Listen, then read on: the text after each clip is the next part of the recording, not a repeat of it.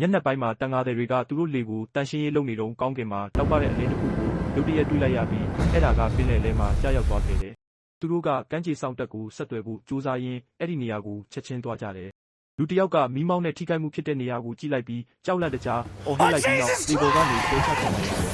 ။နောက်ထပ်တန်ငါသည်တစ်ယောက်ကပျောက်ဆုံးနေတဲ့သူ့တငယ်ချင်းကိုရှာဖို့ပြေးသွားပေမဲ့လက်ရန်ပေါ်မှာသွေးတွေကိုပဲတွေ့လိုက်ရတယ်။သူကမီးမောင်းကိုရေထဲကိုထိုးလိုက်တဲ့အခါတခုခုကသူ့ကိုရက်ရက်ဆက်ဆက်ထိုးနှက်ပြီးလေပေါ်ကနေပစ်ချလိုက်တယ်။နောက်ဆုံးတန်ငါသည်ကသူ့အဖေအတွက်ဝမ်းနည်းစွာအော်ဟစ်လိုက်ပြီးရေဒီယိုကနေကမ်းခြေဆောင်တက်ရဲ့အဖြေကိုမကြားလိုက်ရဘူး။သူကပစိန်တစ်ချောင်းကိုဆွဲကင်ပြီးစုံစမ်းဖို့သွားပေမဲ့မှောင်မိုက်ထဲကအတန်တစ်ခုကသူ့ကိုကြောက်လန့်တကြားနောက်ဆုတ်ခဲ့တယ်။လှုပ်ဝက်ဆန်းကျတဲ့တိုက်ခိုက်ချက်ကိုသိသိပြီးအပေါ်ကနေလာခဲ့တဲ့နောက်တနေ့မနက်အိုင်ယာလန်ကျွန်းငယ်လေးတစ်ခုမှာဒေါက်တာဂျင်ကကမ်းခြေမှာသူ့ခွေးနဲ့လမ်းလျှောက်နေတုန်းဝေလငါးအသေးမြောက်များတွေ့လိုက်ရလို့တုန်လှုပ်သွားတယ်။တစ်ချိန်တည်းမှာပဲအရာရှိကီရန်ကနောက်ထပ်ညတစ်ညအရက်အလွန်အကျွံတောက်ပြီးနောက်ခေါင်းကိုက်ဝေဒနာနဲ့နိုးလာတယ်။သူပထမဆုံးလုပ်တာကအမိုက်ပုံးထဲကပလင်းတစ်လုံးကိုယူပြီးကြံနေတဲ့အရည်နှဲငယ်ကိုတောက်လိုက်တာပဲ။ယူနီဖောင်းဝတ်ပြီးနောက်သူကလီဆာကိုခေါ်ဖို့စိတ်ကန်းကိုသွားတယ်။လီဆာကသူ့ရဲ့လုပ်ဖော်ကိုင်ဖက်အသစ်ဖြစ်တာဝန်ပေးခံထားရသူပါကျမလီဆာပါကီရန်ကသူမကိုနည်းနည်းရိုင်းဆိုင်ဆက်ဆံပြီးခရီးတစ်လျှောက်လုံးစကားမပြောဘူး။ရဲစခန်းမှာလီဆာကအပတ်စဉ်နှစ်ပတ်ကြာအားလက်ရက်ထွက်ခွာတော့မဲ့အကြီးအကဲနဲ့တွေ့ဆုံတယ်။ကီရန်ကစိတ်မကြည်ဘူးဘာလို့လဲဆိုတော့ဒီပြင်းစရာကောင်းတဲ့ကျွန်းငယ်လေးကိုကင်တွယ်ဖို့အကူအညီမလိုဘူးလို့သူထင်နေတာကြောင့်ဖြစ်ပြီးလီဆာရဲ့ကော်ဖီကိုတမင်တကာမှအောင်ဖြောပေးတယ်။အကြီးအကဲကသူ့ရဲ့တိုင်ကြားချက်တွေကိုလစ်လျူရှုလိုက်တယ်ဘာလို့လဲဆိုတော့ကီရန်ကအရန်တောက်တတာကြောင့်စောင့်ကြည့်တင်တယ်ဆိုတာသူသိလို့ပဲ။စိတ်ကမ်းမှာတန်ငါသည်ပတ်တီနဲ့တိုင်းတို့ကသူတို့ရဲ့ထောင်ချောက်တစ်ခုထဲမှာထူးဆန်းတဲ့အရာတစ်ခုကိုတွေ့ရှိခဲ့တယ်။သူတို့ပိုနီနီကက်ကက်ကြည့်ဖို့ကြိုးစားတဲ့အခါလှုပ်ဝက်ဆန်းကျဲတဲ့တတဝါကတိုင်းရဲ့မျက်နှာကိုရေပန်းထုတ်လိုက်တယ်။အဲ့ဒါကသူ့ကိုကြောက်စရာကောင်းတဲ့အနံ့တွေထွက်စေတယ်။ပတ်တီကအကာအကွယ်ချိုးဝတ်ပြီးထောင်ချောက်ကိုသူ့ရဲ့ရေချိုးကန်စီယူသွားတယ်။ခဏအကြာမှာဂျင်ကအရာရှိတွေကိုကမ်းခြေကိုခေါ်ပြီးတေနေတဲ့ဝေလာငါးတွေကိုပြသတယ်သူတို့ကရေချောင်းဂေဟဗေဒပညာရှင်စမစ်နဲ့တွေ့ဆုံကြတယ်။နမူနာတွေယူနေတဲ့စမစ်ကပိုင်းလော့ဝေလာငါးတွေမှာဒီလိုဖြစ်တတ်ပေမဲ့ဘယ်သူမှအကြောင်းရင်းကိုမသိဘူးလို့ပြောတယ်။ကိုဘော်ကနက်ရှိုင်းတဲ့ဒဏ်ရာတွေကကမ်းခြေကိုရောက်လာတော့ကကြောက်တုံးတွေနဲ့ထိခိုက်မိတာဖြစ်နိုင်တယ်လို့ဆိုတယ်။စမစ်ကသူတို့အားလုံးပင်လယ်ထဲမှာတပြိုင်တည်းတေဆုံးခဲ့တာလို့ရှင်းပြတော့ကီရန်ကဒါကိုတိုက်ဆိုင်မှုလို့မယူဆပဲတန်တရားဝင်လာတယ်။အရာရှိတွေကစောက်လုပ်ရေးလုပ်ငန်းခွင်ကိုသွားကြတယ်။ကီရန်ကတထေးတက်ကလန်နဲ့စကားပြောပြီးဝေလာငါးတွေကိုကမ်းခြေကနေဖယ်ရှားဖို့စက်ကရိယာအချို့ကိုငှားရမ်းနိုင်ခဲ့တယ်။နာရီအနည်းငယ်အတွင်းမှာပဲအလောင်းအားလုံးကိုကုန်တင်ကားတွေနဲ့တည်ဆောင်သွားပြီးအဖွဲ့ကပြန်ဖို့ပြင်ဆင်ကြတယ်။အလုသမားတစ်ယောက်ကသူ့ပေါက်ပြားကိုကောက်ဖို့သွားတဲ့အခါတဲထဲမှာထူးဆန်းတဲ့အရာတစ်ခုမြုပ်ထားတာကိုသတိထားမိတယ်။သူကတူးကြည့်တော့ဥတွေလိုမျိုးထူးဆန်းတဲ့အလုံးလေးတွေကိုတွေ့ရှိခဲ့တယ်။အဲ့ဒီလူကအဲ့ဒီဥတွေထဲကတစ်လုံးကိုယူပြီးထွက်သွားတော့မယ့်အချိန်မှာရုတ်တရက်သူ့ခြေထောက်တွေကိုတစ်ခုကလာထိပြီးလဲကျသွားတယ်။သူကအော်ပီယင်းပင်လယ်ထဲကိုဆွဲဆော်သွားခံရပြီးဘယ်တော့မှပြန်မလာဘူး။ကားထဲမှာတက်ကလန်ကစောင့်ရတာစိတ်မရှိတော့ပဲသူ့ဝန်ထမ်းကိုလိုက်ရှာဖို့ထွက်သွားတယ်။သူကပေါက်ပြားကိုတွေ့ပေမဲ့လူကိုမတွေ့ရတော့သူ့နာမည်ကိုအကြိမ်နှဲငယ်အော်ခေါ်ပေမဲ့အချီးနှီးပါပဲ။ညနေပိုင်းမှာကီရန်နဲ့ပတ်တီတို့ကအရက်ဆိုင်မှာအယမ်းမှုနေကြတယ်။ဘာသမားယူနာကကီရန်လီဆာကိုကြည့်တဲ့ပုံစံကိုသတိထားမိပြီးတစ်ခုခုလုပ်ဖို့ပြောတယ်။ဒါပေမဲ့ကီရန်ကသူမကိုလစ်လူရှုပြီးဆက်တောက်နေတဲ့ပတ်တီကပင်လယ်ပီလူတစ်ကောင်ဖမ်းမိကြောင်းပြောပြတယ်။သူ့ရေချိုးကန်ထဲမှာထားတာတဲ့ကီရန်ကသူ့ကိုမယုံမဲထွက်သွားဖို့ကြိုးစားတယ်။ဒါနဲ့ပတ်တီကသူ့ကိုစော်ကားတယ်ယူနာရဲ့ခင်ပွန်းဘရိုင်ယန်ကပတ်တီကိုပြစ်ဒဏ်အနေနဲ့အရက်ဆိုင်ကနေပိတ်ပင်လိုက်တယ်။မင်းကိုဒီမှာကြိုးဆိုမှမဟုတ်ဘူး။အဲ့ဒီအချိန်မှာတိုင်ကအိမ်မှာတက်တောင့်တက်တာ TV ကြည့်နေတော့တကားကိုတယောက်ယောက်ထုနေတာကြားလိုက်ရတယ်။သူဖွင့်လိုက်တော့တက်ကလန်ကအရန်ဖြူဖြော့ပြီးလက်တွေမြောက်ပြီးထူးဆန်းစွာရိမ့်ထိုးနေတာကိုတွေ့ရတယ်။ရုတ်တရက်တက်ကလန်လဲကျသွားပြီးတိုင်ကသူ့ကိုစစ်ဆေးဖို့ကြိုးစားပေမဲ့တက်ကလန်တေဆုံးနေတာကိုတွေ့ရှိလိုက်ရတယ်။အဲ့ဒီအချိန်မှာတိုင်ကိုအရေးခဲကတစ်ခုကဆွဲတင်လိုက်ပြီးသူ့သမီးအိုင်ရင်းကအိမ်ထဲကိုပြန်ပြေးဝင်ရင်းထိတ်လန့်သွားတယ်။သူမတိုင်ရဲ့နာကျင်စွာအော်ဟစ်တန်နဲ့ခေါင်းမိုးပေါ်ကတစ်ခုခုလှုပ်ရှားနေတဲ့အတန်ကိုကြားနေရတယ်။အိုင်ရင်းကအခန်းတိုင်းကိုအမြန်ပြေးပိတ်ပြီးအားလုံးတေချာပိတ်မိမှစိတ်အေးသွားတယ်။မီးဖိုတဲကိုမြေကြီးတွေပြုတ်ကျလာတာမြင်တော့မီးကိုကောင်းတိုင်ကိုမိနေမှန်သူမသဘောပေါက်သွားတယ်။ဒါနဲ့သူမကအဲ့ဒါကိုပါပိတ်ဖို့ကြိုးစားရင်းအထဲကိုလက်လန်းလိုက်တယ်။ဒါပေမဲ့သူမလည်းအပေါ်ကိုဆွဲတင်ခံလိုက်ရပြီးတေဆုံးသွားတယ်။တစ်ချိန်တည်းမှာပဲအယမ်းမှုနေတဲ့ကီရန်ကအရက်ဆိုင်ပေါ်ထပ်မှာအခန်းငားနေတဲ့လီဆာစီကိုသွားလေတယ်။သူမကိုအရက်တောက်ဖို့ဖိတ်ခေါ်ပြီးမနေ့ကျရင်အလုပ်ရှိတယ်လို့ပြောတော့သူမကိုလောင်ပြောင်တယ်။သူတို့ကိုစစ်ဆေးမဲ့အကြီးအကဲတွေမရှိဘူးလို့ထောက်ပြတယ်လီဆာစိတ်တူလာတော့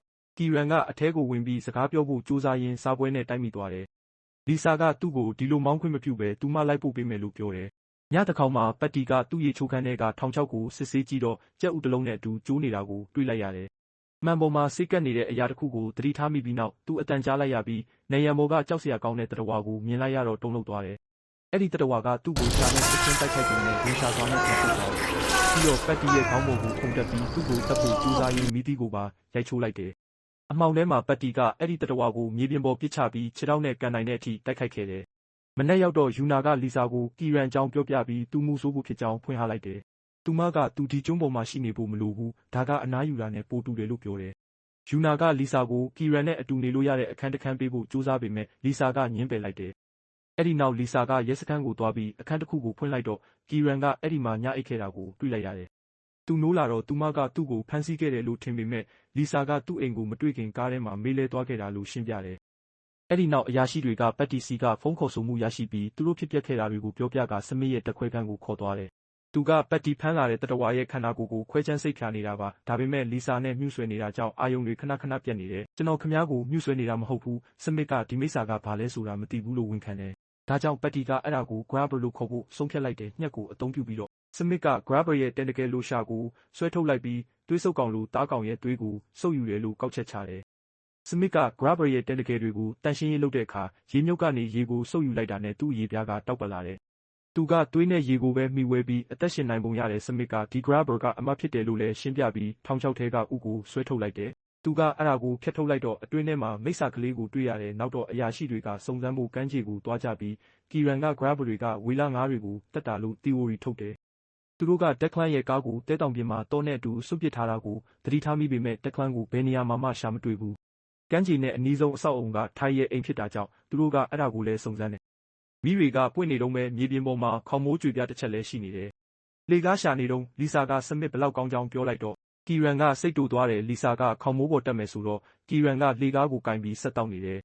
မိခိုးကောင်းတိုင်မှာပတ်တီရဲ့ grabber လို့နန်းတဲ့အဝစ်တစကတ်နေတယ်ဒါနဲ့လီဆာကဆွဲလိုက်တော့တခုခုပြုတ်ကြပြီးကီရန်ကိုထိသွားတယ်ဒါဘာကြည့်လဲသူတို့အားဒါတရက်ခေါင်းပဲသူတို့နှစ်ယောက်ကခေါင်းကိုဂျင်းစီခေါ်သွားတော့ဂျင်းကတကူတားရဲကြီးတကောင်ကကိုက်ဖြတ်သွားတာလို့ကောက်ချက်ချတယ်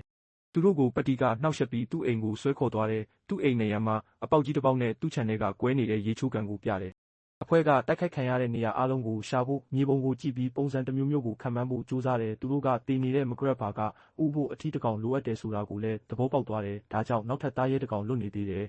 အထီးဂရက်ဘာကသူ့ဇနီးကိုရှာရင်းနံရံကိုဖျက်ဆီးခဲ့တာဖြစ်နိုင်တယ်လီဆာကစမစ်ပြောတာကိုမှတ်မိတယ်ဂရက်ဘာတွေကရေလိုအပ်တယ်တဲ့သူတို့မြေပေါ်မှာဘလို့အသက်ရှင်နေလဲလို့တွေးမိတယ်မသိဘူးဒါပေမဲ့ငါအထဲကိုပြန်မဝင်တော့ဘူးပတ်တီကမိုးရွာနေတာမို့မြေပြင်တစ်ခုလုံးဆိုးဆွနေတယ်လို့သတိပေးတယ်ဒီညမုန်တိုင်းလာမှမို့လို့သူတို့ထပ်မတိုက်ခိုက်ခင်ဖမ်းသူတွေကိုရှာရမယ်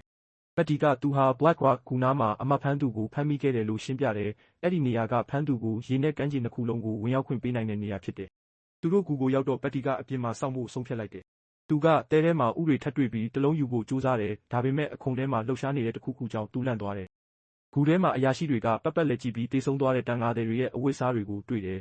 ကီရန်ကအသက်ရှင်ကျန်ရစ်သူတယောက်ပြန်ပြေမလားဆိုပြီးအော်ခေါ်တယ်ဒါပေမဲ့သူ့အစားအမထက်အများကြီးပိုကြီးပြီးပိုကြောက်စရာကောင်းတဲ့အထီးဖမ်းသူရဲ့အာယုံကိုရသွားတယ်နှစ်ယောက်သားချက်ချင်းပြေးကြပြီးလီဆာကကျင်းမြောင်းတဲ့လမ်းကြားထဲမှာပိတ်မိသွားတယ်ဒါကြောင့်ကီရန်ကသူ့ဘောကိုထုတ်ထုတ်နောက်ကျုံးကိုထိလိုက်တယ်သူတို့တန်းကြီးကိုရောက်သွားပြီးသူ့တော်လုံးကိုလို့ထင်ကြတယ်ဘာလို့လဲဆိုတော့ဖမ်းသူကကျင်းမြောင်းတဲ့လမ်းကြားကိုဖျက်သွားလို့မရဘူးဒါပေမဲ့သူကရဲ့အမှုရှိရတဲ့ချင်းလက်ဆောင်နဲ့ပတ်သက်ပြီးကီရန်ရဲ့အုပ်ကိုယူသွားတယ်အရာရှိတွေကပတ်တီကိုပါခေါ်ပြီးပြန်ပြေးကြတယ်အဲ့ဒီနောက်သူတို့ကကမ်းခြေစောင့်တပ်ကိုအရေးပေါ်အခြေအနေအကြောင်းကြားဖို့ဖုန်းခေါ်ကြတယ်ဒါပေမဲ့မုန်တိုင်းမပြီးမချင်းဘာမှမလုပ်နိုင်ဘူးဆိုပြီးဖုန်းချပစ်လိုက်တယ်အဖွဲ့ကတက်ခွဲခန်းကိုပြန်ရောက်တော့ဝေလာငါးတွေကိုကလေးဂရက်ဘာတွေအတွက်အစာဖြစ်တက်ခဲ့တာလို့စမစ်ကပြောပြတယ်မကြခင်မှာပဲဂရက်ဘာအထီးကသူ့ဇနီးကိုလာခေါ်တော့မှမို့ကီရန်နဲ့လီဆာတို့ကဂရက်ဘာအမကိုမိရှို့လိုက်ကြတယ်ဒါကရေဖြန်းဆက်တွေကိုအသက်ဝင်စေပြီးမိတောက်တွေကိုလျင်မြန်စွာငိမ့်တက်ကတတဝါကိုဆိုးဆွတ်စေတယ်သုံးယောက်သားကအကွယ်ပစ္စည်းတွေယူပြီးရေဖြန်းဆက်တွေကိုပိတ်ဖို့အလင်းစလိုလုပ်ကြတယ်သူတို့နီးကပ်လာတဲ့အခါဂရက်ဘာကနီးလာပြီးကီရန်မျက်နှာကိုရေပန်းထုတ်လိုက်တာဖြစ်တယ်ကီရန်ကတတဝါကိုဆွဲချဖို့ကြိုးစားရင်းတက်ခွဲခန်းထဲမှာလဲကျနေတယ်ဒီဖြစ်စဉ်မှာပစ္စည်းအတော်များများကိုဖျက်ဆီးပစ်တယ်သူကလှေလော်တဲ့တစ်ခုကိုတွေ့ပြီးဂရက်ဘာကိုရိုက်နှက်ပေမဲ့အကောင်ကြီးကမလုပ်ဘူးကီရန်လဲကျသွားတော့လီဆာနဲ့စမစ်တို့ကခြေလက်တွေကိုအတူတူဆွဲပြီးသူတို့တငယ်ချင်းရဲ့မျက်နှာပေါ်ကနေနောက်ဆုံးတော့ဆွဲချနိုင်ခဲ့တယ်ဂရက်ဘာကကီရန်ရဲ့သွေးတွေကိုအန်ထုတ်ပြီးလဲကျသွားတော့အဖွဲ့ကတနာညာတာမှုမရှိဘဲရိုက်နှက်ကြတယ်ဘလို့ပဲဖြစ်ဖြစ်ရွှေ့နေသေးတာမို့သတိလစ်သွားတဲ့အထိထက်ရိုက်ကြတယ်အဲ့ဒီနောက်သူတို့ကပတ်တီလဲတတဝါနဲ့တိုက်ခိုက်ခဲ့ပေမဲ့သူကတော့ကောင်းကောင်းမွန်မွန်ရှိနေတာကိုသတိရကြတယ်ကီရန်ကတော့တေလူနီးပါးဖြစ်ခဲ့တာပေါ့ပတ်တီကအယမ်းမူးနေတာကြောင့်သူ့ရဲ့သွေးတွေကအရက်ပမာဏကဂရက်ဘာတွေအတွက်အစိတ်ဖြစ်နေတာကိုသူတို့သိလိုက်ရတယ်မုန်တိုင်းမပြီးမချင်းကျုံကနေထွက်သွားလို့မရသလိုအကူအညီလည်းမရနိုင်တာကြောင့်သူတို့ရဲ့တခုတည်းသောဖြည့်ရှင်းချက်ကတော့မိုးကိုရှောင်ပြီးအရက်တောက်ဖို့ပါပဲရက်ဆိုင်မှာအဖွဲ့ကဘရိုင်ယန်ကိုအဖြစ်ပြက်အကုန်လုံးပြောပြတယ်သူကမယုံတာကြောင့် သူတို့ကတိုင်ကီထဲမှာထည့်ထားတဲ့ Grab ဘာမကိုပြလိုက်တယ်။ယူနာကသူတို့ဘာလုပ်နေလဲဆိုတာကိုသိချင်နေပေမဲ့သူမထွက်သွားမချင်းတတဝါကိုဖုံးကွယ်ထားကြတယ်။နောက်ပိုင်းမှာလီဆာကသူမအရက်တောက်လေးမရှိကြောင်းနဲ့လူတိုင်းမှုနေရင်စိုးရိမ်ကြောင်းရှင်းပြတယ်